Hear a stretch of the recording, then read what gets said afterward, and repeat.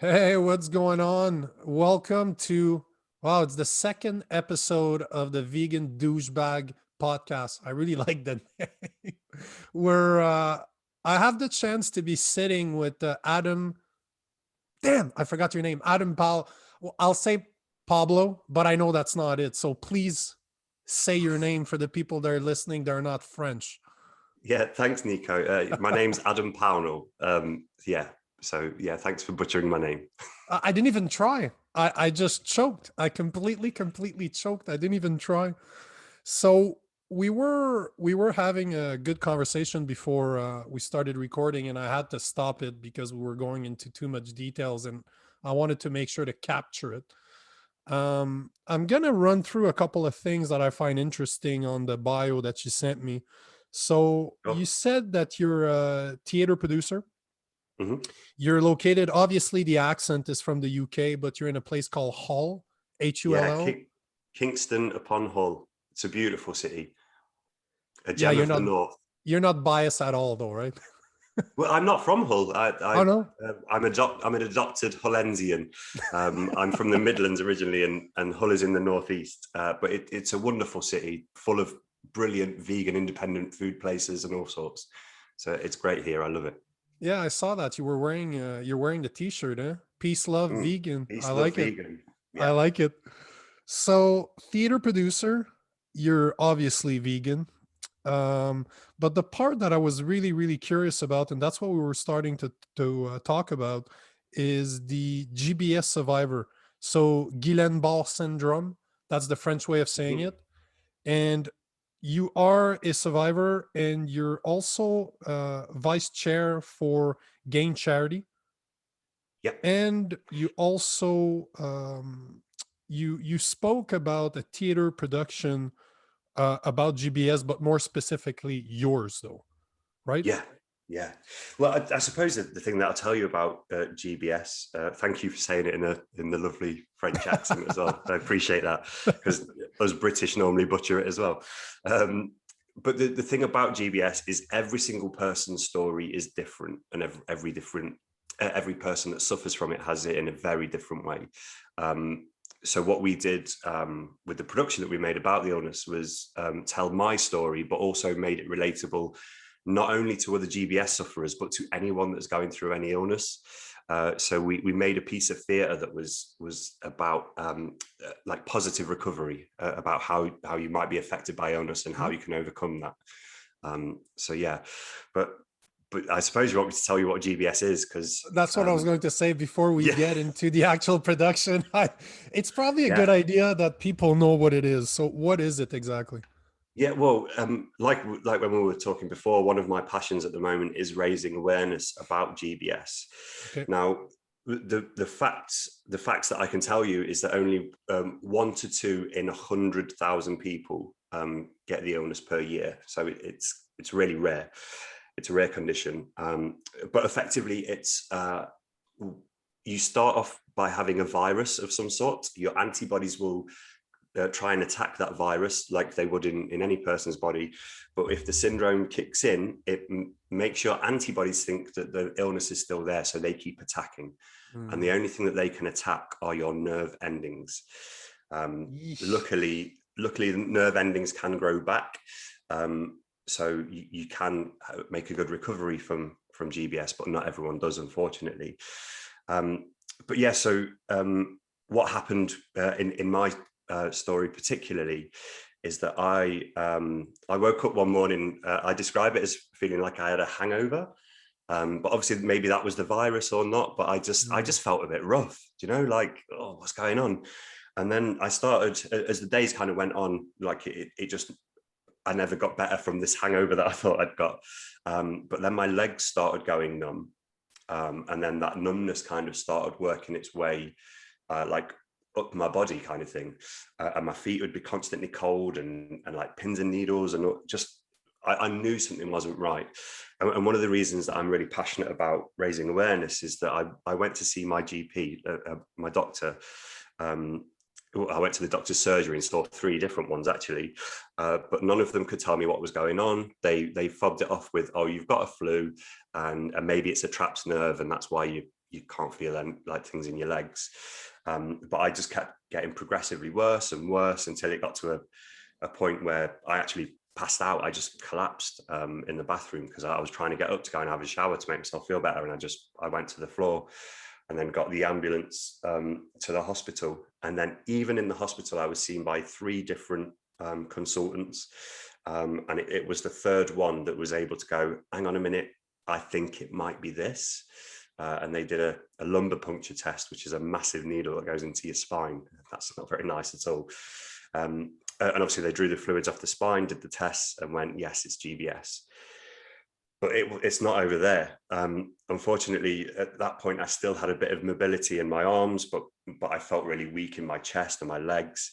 But I kept getting worse. And the thing is with GBS, they can't really treat it. What they describe it as is they manage it. So they keep you alive. But I just kept getting worse and worse until eventually I couldn't move my arms anymore. It then went into my face, and it went into half my face first. So it kind of felt like I had a stroke or something. And it got to the point where I then was unable to blink for myself. And that's at the point where you may have heard it described as being locked in. So I was at a point where my brain was still functioning, but I could not communicate. I could not tell people what was wrong. I couldn't tell people where the pain was. And unfortunately, obviously, it was the extremities that went first. It started in my feet, worked all the way through my body. And then the next thing it goes into are your like internals, and it was affecting my diaphragm. And obviously, anyone that knows about the diaphragm, that's what helps your lungs to breathe. And eventually I had to be intubated and put on a ventilator. So it's a scary, scary, horrible thing. But I did promise you that it's a positive story. It's positivity. Now, it did take me 2.5 years to get better after a 3-week rapid decline. When was that? Sorry to cut you off, but when did this I was start? I was diagnosed in March 2009, and I went from 11 years ago, 12 years ago. Yeah. I described it as normal to paralyzed in 3 weeks, but then it took 2.5 years to get better. And so it's just, sorry, 1 second. No worries. Somebody told you that it's good to have a light in your face, makes you look, all your head looks all shiny like mine.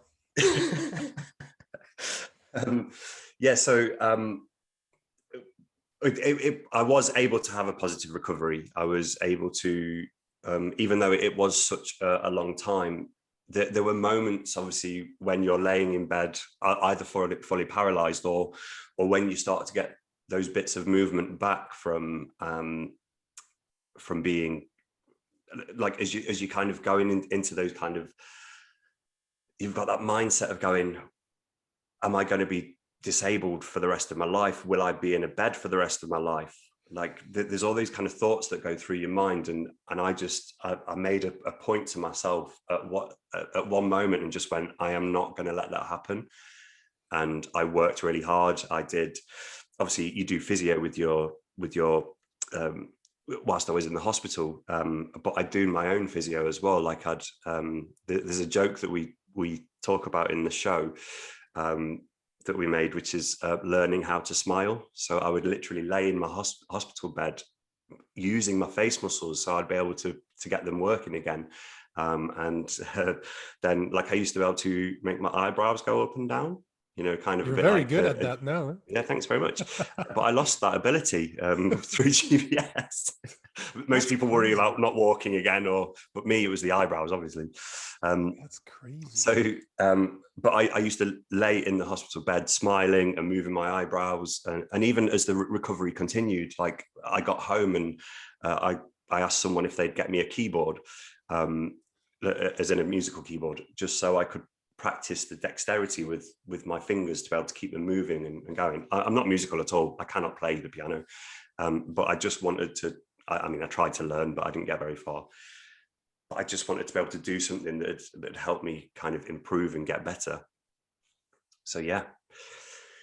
And then in 2016, I met with a writer who actually a funny story about how it came about. I'm just going to drop this, but I was up for an award for supporting new writing. And he was a writer that had nominated me. And we were sat at the awards dinner. I won the award, by the way, just so you know. We were sat at the awards dinner, and he accidentally kicked me under the table.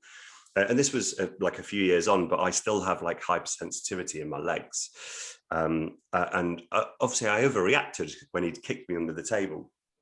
And he was like, "What's going on?" And I says, "Well, funny story. Here's what happened to me."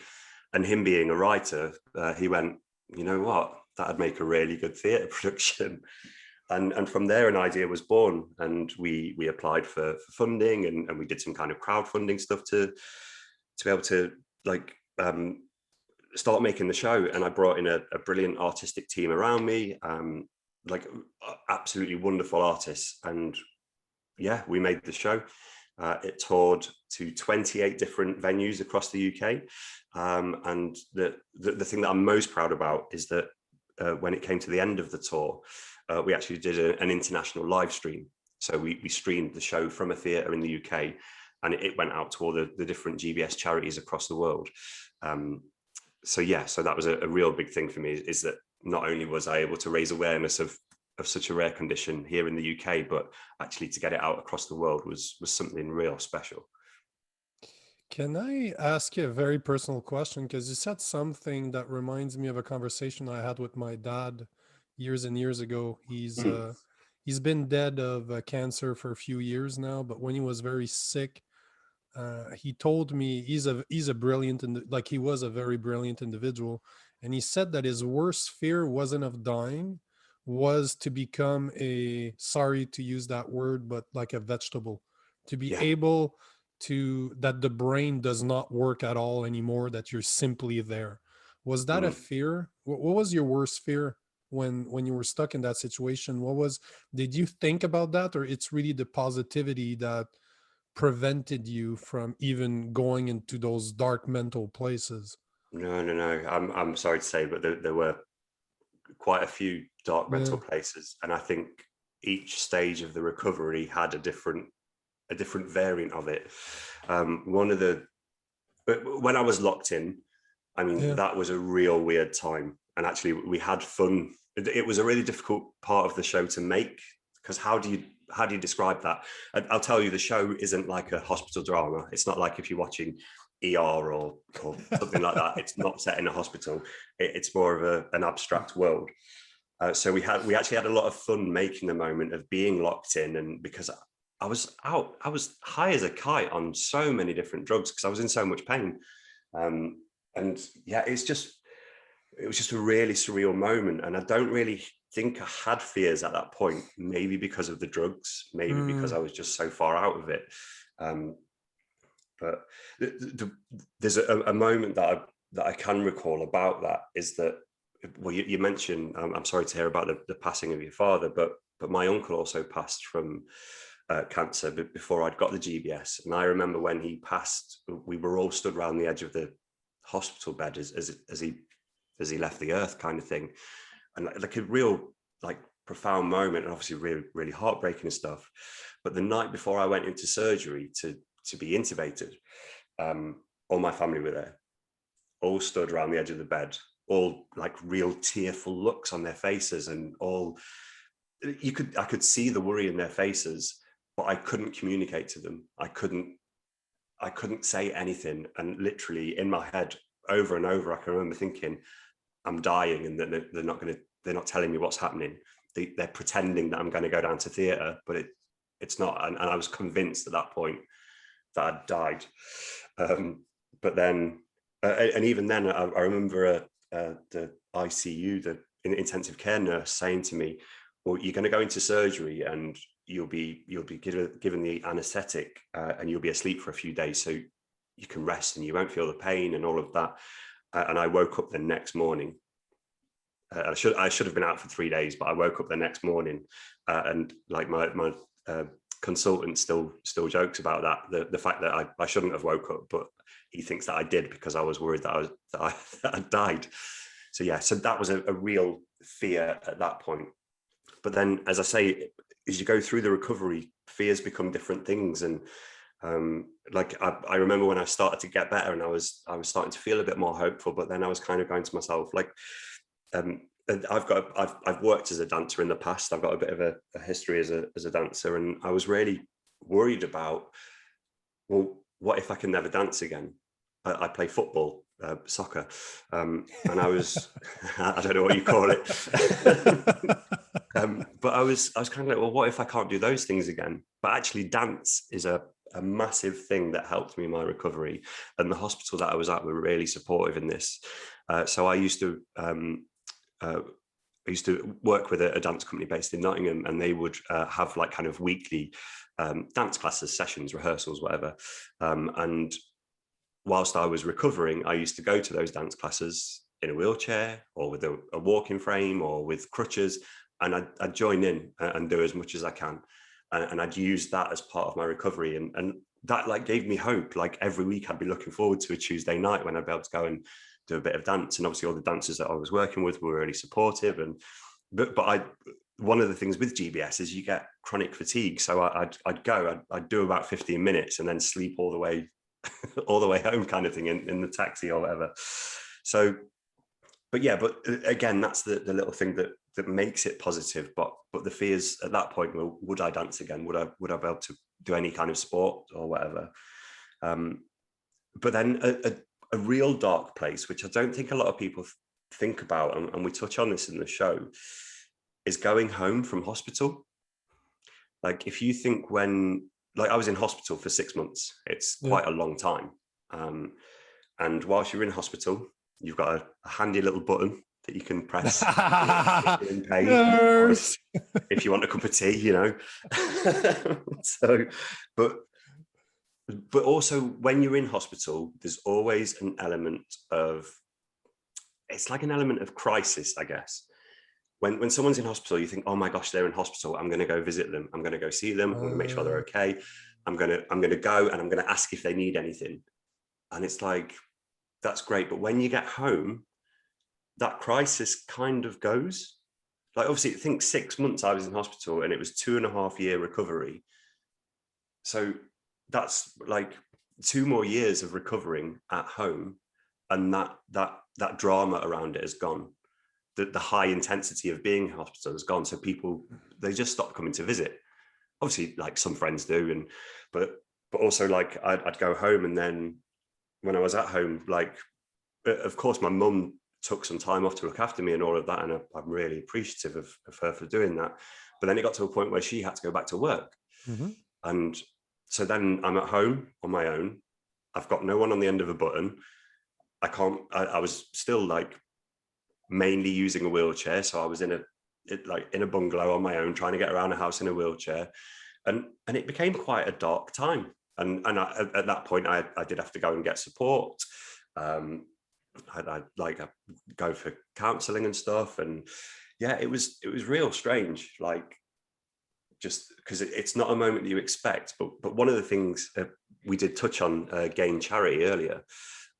So Guillain support people who suffer with the condition, and one of the big projects that they're working on at the moment is how to support sufferers when they do go home. So obviously it's having an impact, and that's a brilliant thing for me. So yeah, so there's fears, there's dark places, but they can be overcome. Did you have people tell you their truth? I've had quite a few conversations with my dad when he was dying that I don't know that I would have had in a normal, like a regular context, if it wasn't for the fact that I know that my time was limited, and if I had to say something, might as well say it now, because I probably will never have the chance to say it again. Did you have conversations like that with your family or your mother? You seem to be close to your mother. So did that happen? And I'm sorry if I'm No, you dig away, mate. Dig away. Oh yeah, if you give me space, I'll dig. Absolutely. It's like I love the psychology behind everything that we do, and I love the human aspect. Everybody can live the same experience a different way, but I love to take the time to just dig at how, because I can only imagine your situation. I can only imagine. I think it'd be one of my worst fears to be stuck there, still conscious. My Mm, brain is still working, but the rest of my body doesn't work. Oof. yeah. Wow, that cannot be easy to get over, and it can't be easy for the people around you either. So, so do you remember that happening? Having somebody that approached you and said something, as in you were dying, like they needed to tell you Do you know, something because. no, it's a brilliant question, and I can see why you've gone with that. But I think I had a fear that I was dying, but I think the doctors had convinced my family that Mm, I would be all right. So we never really got to that point of like, could this be it kind of thing. We never got to that. And obviously it did happen so quickly. Like it's not like an ongoing illness where it lasts over a period of time. Like I went on a rapid decline.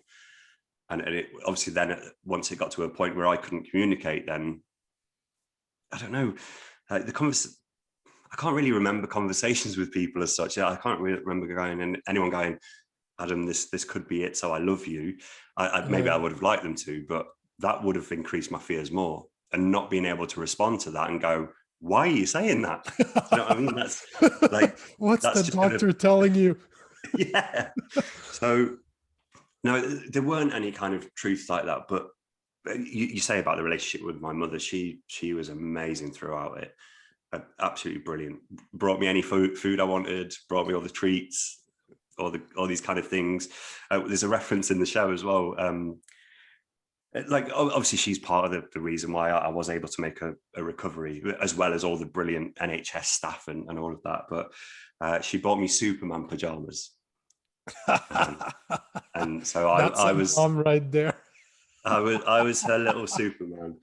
Um, and even some of the music that's created in the show is kind of inspired by Superman. So if people do go and watch it, it is available on YouTube. If people do go and watch the show, see if they can spot where the Superman music happens. So I'm gonna have to go check it out now. So you're saying that it's on, because might as well plug it in. You said that it's getting better slowly, Yep. and it's free to stream on YouTube. Yeah. Yeah. So go and it'll be there until YouTube breaks or the internet breaks. It is not going. Um, so yeah, go and get involved, share it with people. Like I said to you, I've got a massive passion about raising awareness about this horrible condition. And obviously it's been a really useful tool for people that have suffered with it. I still get messages on my social media of someone going, oh, a family friend's now got it, and they go and watch the show, and it's a really useful tool for them. But yeah, the more awareness we can raise, the better. One of the things it's really become good for is a teaching tool for university hospitals. So because obviously it gives a real insight into a patient perspective when they're going through illness and recovery. So not even necessarily just about GBS. So like I know that doctors have been to watch the show and tweeted saying, I'm going to change my practice because of what I've just seen. And like when you're having an impact like that, like it's not just me going, oh, I've made a show and it's great, go and watch it. Like it's had such massive impacts that I'm really proud of. Good for you. That's great. I think it's one of the most important thing. And we go through experiences that are gonna suck. There's gonna be problematic, but they also made you what you are today. And if you're Yeah. capable of taking a small piece of that and helping somebody else, not necessarily having to go through it, or if they do, knowing that there is a way out, knowing that you survived, you went through it, and look at what you're doing afterwards, right? Because it's one thing to go through it, but knowing that there's something, that there's a possibility of a future even after that. Yeah, absolutely. All of those things. I do volunteer for the charity as well and go and visit current sufferers. Obviously, pre-pandemic, we're not allowed to do that at the moment, but I still will Zoom with people. I'll have phone calls. In fact, most of the time, I find it's not the people that are suffering that actually want to hear it. which is real strange. But it's actually the mum, or it's the wife or the husband of the person that's suffering that has all the questions and all the worries for that person. But it's weird. I was someone came to visit me in hospital when I was going through it, and he was a young lad, a bit younger than me, and he'd got an early career contract with the local football team, like a youth footballer, soccer player.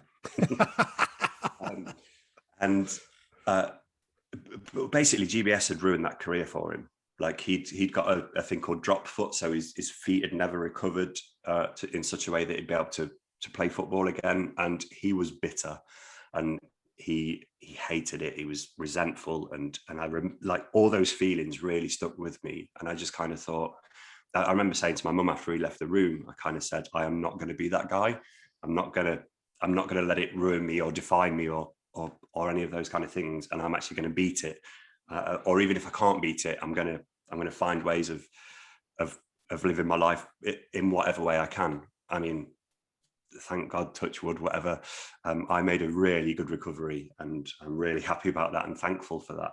And unfortunately, not everyone does. There are fatalities. There's people that are left with like profound disability. So yeah, I am a lucky one, but also I like to think that I'm also a bit of a message of hope for others, and not just about GBS, just about recovery from any illness. It's quite funny thinking about the pandemic and coronavirus, and a lot of people that have suffered with it, gone into hospitals, then have to be intubated, and they're in hospital for a long amount of time, and then they come out and they have to recover. It's like there's quite a similar thing with that. Do you think, as one of the things that I'm noticing as I get older is mindset plays a role on everything. There's the day that I realized that the only thing I control in life is my reaction, it puts everything else in perspective, right? Because you can't change the fact that you got something that could have became a lifelong disability. But do you think that the fact that you had a mindset that you did not want to quit is the reason why you made a full recovery? Do you think it has an impact on it? There's no proof in what you're going to say, but deep down, do you think that if you would have been bitter, if you would have been mad at a disease that you can't change, there's nothing you can do about it? You think that played a big role into your situation, into your life? Yeah, you're absolutely right. I have got no scientific proof, but I think the positive mindset had a massive impact on my physical recovery. And yeah, without a doubt, 100%. But that's just my experience. And like I say, everyone's story is different. But if I'd have been bitter and resented it and was mad and angry, I wouldn't have gone, what fun thing can I do today to make me feel better? What silly muscle group can I work on today? Can I do the smiling or the eyebrows or whatever? You just wouldn't do that. You'd wallow in self-pity and you wouldn't give yourself the push to go. And I won't lie, I wasn't 100% positive, smiley, happy all the time. Of course not. I went through absolute massive dark patches and crying yourself to sleep and all of those kind of things. But being able to switch on the positivity when you needed to, then that's the thing that I think got me through it. And I mean, the thing is, like, I'm not a doctor, I'm not a medical person. I just know a bit about GBS just because I've been through it. But there's a good chance of recovery anyway. Like that's a good thing. 85% of people make a good recovery. I think that's the stat. I hope I haven't got that wrong. So like that's good odds, right? Yeah. But there's something that I think about that young man that came to see me and just kind of think, well, is it his mindset that didn't get him better? But that was also a massive teaching thing for me. Like I say, I have conversations with current sufferers or their families and friends, and like, I never want to go into a room with that person and go, oh my God, it's horrible. You're going to hate this. This is going to be terrible. This is going to really ruin your life, because that's going to do no good for them. So, but I don't think he didn't mean to do it. He didn't mean to come in and be that kind of like negative impact. In fact, maybe the fact that he was negative had a better impact on me. Yeah. Who knows? But yeah, no, sorry, I've really waffled on there, but to answer your question, I think the positive mindset really influenced my recovery. So let me switch the subject. I got a question for you, because I didn't think about asking that, but I think it makes sense. How long you been vegan for? I've actually only been vegan since September, so 7 months, is it? Did you have a doctor? Did you consult before you did that? Considering you've had it's a disease, right? Like, we'll call it a disease. What you had? It's a condition. Okay. Okay. Well, it's a syndrome. Okay. Yeah, syndrome. Thank you. Yeah. I didn't, but I mean, I was vegetarian for many years. In fact, I went vegetarian not long after having GBS, because I wanted to just like improve my diet and all of those kind of things. But no, I didn't actually.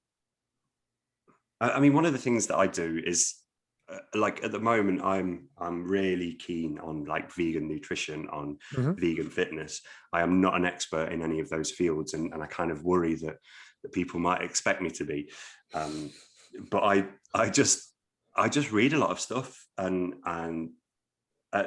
when I was going into veganism, well, my partner went vegan first, probably like over a year ago.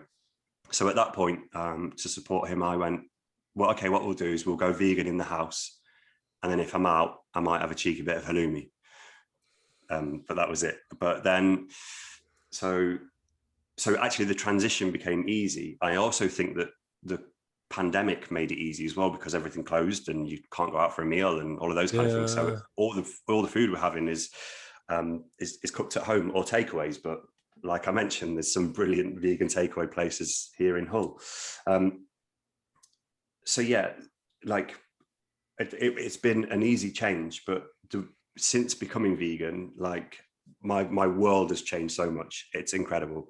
I obviously meeting like wonderful people like you, and like I've got a bit of a following on Instagram, and because I post pictures of stupid food and whatever. But that makes other people interested in me supporting them, and I am absolutely always keen to support people. I'm constantly using my platforms to promote kind of independent businesses, that kind of thing. But I'm learning so much about activism, and obviously the big thing at the moment is Seaspiracy coming out, and there's like a local vegan group that are now inviting me to go to a I forgot what they call it, a ban against fox hunting, and they want me to go to one of their rallies to prevent a fox hunting happening. And like years ago, I would never have even been considered like to be looking at that kind of thing. But so going vegan, I looked real hard into the nutrition and kind of going, well, what benefits is going to have for me? Like my body's been through enough kind of crap. So let me put the good stuff in it so I can get the good stuff out of it. But then since changing to veganism and following all the people on Instagram and seeing the stuff that they share, I have learned so much about all the benefits for it. I went vegan for health, but I'm now vegan for it all. Because people like to do that, don't they? They go, oh, I'm vegan for the animals, or I'm vegan for health, and I'm vegan for fitness. But now I'm all of the above now. That's normally what happens, I think. Once I did it for the animals years and years ago, and it just afterwards you start noticing, like I've been hitting the gym, and I fought for years as an amateur fighter. So I played basketball throughout my studies. So I've always been in shape, peak performance. I wish somebody would have told me when I was in my teens, when I was still competing in basketball before I got into martial art, that this would have changed my body that much. Yeah. I'm 39 years old. I still have a six pack at my age. I'm in better shape than most 20 years old. And Well, I mean, I'm 38, so yeah. I know what you feel, but I drink a bit too much gin for the 6-pack. So um, let's not compare, all right? But all to say that I wish somebody would have told me this, would have touched, because that's one of the things that I don't do. I don't preach to people. I don't. Most of the people that are not my good friends, they don't know I'm vegan. I don't share that info. I don't feel the need to share because I don't feel like having that conversation with people. I welcome the conversation. If somebody's actually curious, I will give you all the nutrition knowledge that I've acquired over the years. But I've never been a fan of telling people what they can and cannot eat, because it's a personal choice. If you're comfortable, if you're if your mind is okay with what you're encouraging, that's on you. It's not on me to change. But if you want to talk about it, which is the whole point of this podcast, is hopefully people that are not vegan at all will listen to it and just say, maybe there's something to it. Because you do Yeah, post a lot of food on your Instagram. I do post a lot of food, Is but that you that makes it all? no, me and my partner. Yeah. I'm normally putting the caption whether it's been made by me or him. So yeah, but we both love cooking and cooking for each other. And in fact, I know when he's on a bit of a mission, because he'll try and make it the best he can do it, because he knows I'll put it on Instagram and have to go, this one's made by Macca. So, He wants the publicity. That's the healthy competition, right? Yeah. But you're absolutely right. Whilst I am learning so much about activism and about kind of being sustainable and ethical, I am never going to be one that preaches on other people.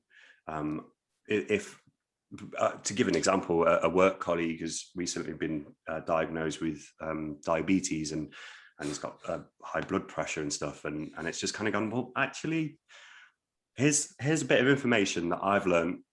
Check it out. And then, I mean, he's not gone vegan, so maybe my work isn't done. But he bought some vegan products and kind of went, I'm going to try and change my diet. There's my boss and his wife. They proudly tell me that they have like the meat-free Mondays, or at least one meal a week is plant-based or whatever. So, like it's small changes like that, which the more small changes there are, it's bite-sized chunks, isn't it? But yeah, I would never be a preachy vegan. I just share the stuff that I love. I share the stuff that I make. I share the companies that I love, in the hope that someone might go, do you know what? I'm going to try that.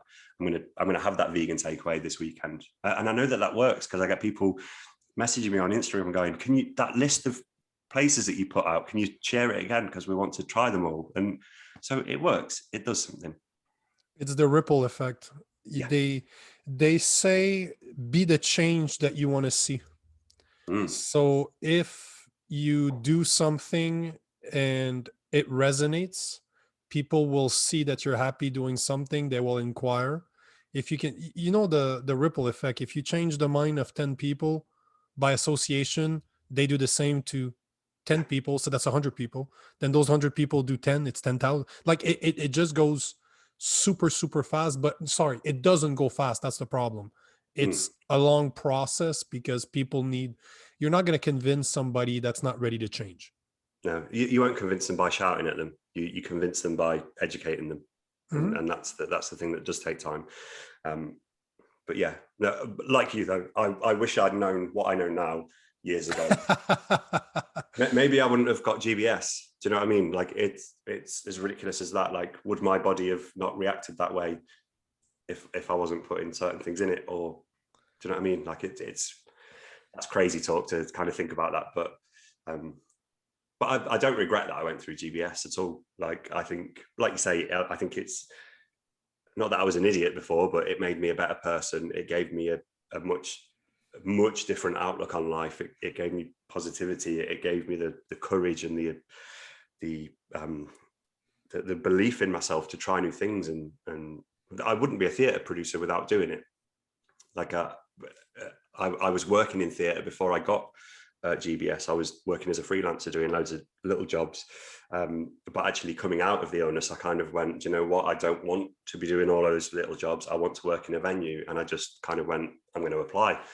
And I applied to work at a venue, and then then I went to a bigger venue, and then I went to another venue, and now I'm in an even bigger venue. And so yeah, like it's definitely changed the outlook on my life. And yeah, now There's I'm vegan and learning more and just wanting to take more in and do more. It's incredible. one of my favorite, I don't know, that one of my favorite psychologists is called Carl Jung. He's not alive anymore, but one of his saying is, for any branches of a tree to reach heaven, its roots needs to be based in hell. So in order for you to become better, you do have to suffer. Unfortunately, it is such as life. Mm, And your yeah. story pretty much, because it's amazing. I gotta say, I'm very amazed at how you're seeing, because I try to poke around earlier at the bad stuff, but you keep coming back with positivity. But it's good. It's a great, great, great attitude to have in general in life. It's a great, great aspect of you. Good for you. Yeah, no, thank you. I mean, like with making the show, maybe there was some, I always say I didn't make it for cathartic purposes, but actually I think making the show as well. So not only going through the GBS, but then making the show and having to bring it all back up. I've got a director asking me questions. I've got a writer going, but did this happen? How did this happen? What happened here? And having to go through all that. And me and the writer, also called Nick Wood. Great guy, I'm sure. Yeah, he is. Yeah, wonderful.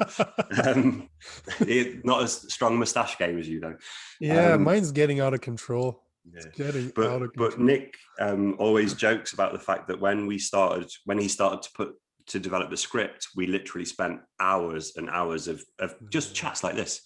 And a lot of that I would be bawling my eyes out and crying. And like there's been a few times where I've kind of started to feel myself choke up a little bit tonight. But I think because I went through all of that and we brought it all back up, that now it's like a normal person, someone else that suffered from GBS might not be able to talk about it so openly because it's still raw scars, it still hurts, and there's still pain and memory and fear and all of those things there. So maybe me working through all of that means that I can talk about it candidly now. You faced your demons. That's what it Yeah. is. And I think it's a very important step to be able to look at yourself in the mirror for what you are. Thanks And very much. I'm sure you had a lot of time to think about it too when you were recovering. You learned what you were made of. You know now what you're made of. So that's a great life lesson, isn't it? Yeah, no, definitely. Um, It's funny how you mentioned the word demons there. uh, One of the things that we did in the show was we actually cast. So it's me and another actress that's in it, and she plays the illness. nice. So she personifies the illness and jumps around the stage like a demon, tormenting me and winding me up and making me not be able to move and all of those kind of things. A really clever device that came out of making the show. So are you trying to say that women are evil? Is that what I'm hearing? No, I'm saying GBS is evil. Kitty, who played her, is bloody lovely. Yeah. I like to mess with people, no worries. Listen, we've been going at it for a bit more than 40 minutes. Wow. Yeah, it goes by fast. I wanted to keep a few minutes to ask you a question that I always ask the guests that I speak to, no matter the podcast series I'm making. Mm. But if you had a chance to speak to your 14-year-old self right now, what would you tell that young man? Oh gosh. Be vegan. There's something about, maybe it's not about my 14-year-old self, but like definitely the veganism thing, but being like when I came out, I didn't come out till I was 21 as a gay man, but I wish I was 14 now because it is much more accepted, and I know there's Yeah. still work to do and all of that, but yeah, that's what I'd think about as why if I was 14 again, what would I tell myself is to just accept who you are and go for it. Be vegan, look after your body. Don't do too many drugs, because maybe that's what caused GBS. It's not, but it could be. Like, don't drink too much. Do you know, all those kind of things. but definitely with what I've learned now is be vegan and be strong. Good for you. You're I'm sure you're an inspiration to many. Good for you. You have a good heart. Thank you very much. So do you. And a mustache. Good mustache. Did you have anything else to add? Is there something you wanted to close on? No, I mean you gave the stream a plug so people can go and watch that. Absolutely. I mean, obviously, people can go and check out my Instagram. I'm Adam Plant Powered. I'm almost at 10K. You know, that magical moment. So please go follow because that'd be cool. But yeah, no, just that's it. Like if you're going through a tough illness, try and stay positive. Love the family that are around you because you're going to need them. But to anyone else that's just listening, yeah, go vegan. Try Meatless Monday, whatever. Do a bit of reading. That's a That's what good I'd way say. that's a good way to finish. Go vegan. You're going Thank to you cut me very off after that. You're going to edit That's me it. out. I'll say thank you very much, Adam. Thank you for your time, and go vegan. Thank you for your time too and your wonderful mustache. Thank you. Go vegan.